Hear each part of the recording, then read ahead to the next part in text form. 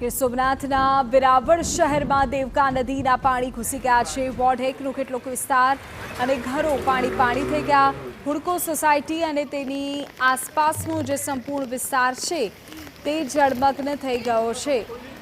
આપની જાણકારી આપી દઈએ કે ભાલકા રોડની કેટલીક સોસાયટીઝ પણ એવી છે કે જ્યાં વરસાદી પાણી ઘૂસી ગયા છે।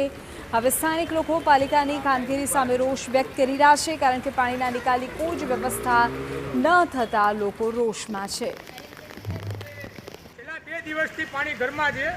અહીંયા કોઈ સરકારના માણસો આવ્યા નથી। નગરપાલિકાના વોર્ડના માણસો ખાલી આવી ધોઈને વયા ગયા છે, પણ કોઈ કાર્યવાહી કરવામાં આવી નથી। 24 કલાકથી ફૂલ વરસાદના કારણે અહીંયા દેવકાનું પાણી ઘૂસી ગયેલું છે, તો પણ અહીં કોઈ તંત્ર કોઈ આવી ગયેલું નથી। અને તંત્ર જો એવું કંઈ જોઈને અમારે થોડું સર્વે કરે તો ખ્યાલ પડે કે વરસાદમાં કેટલું બધાના ઘરમાં નુકસાન થયેલું છે।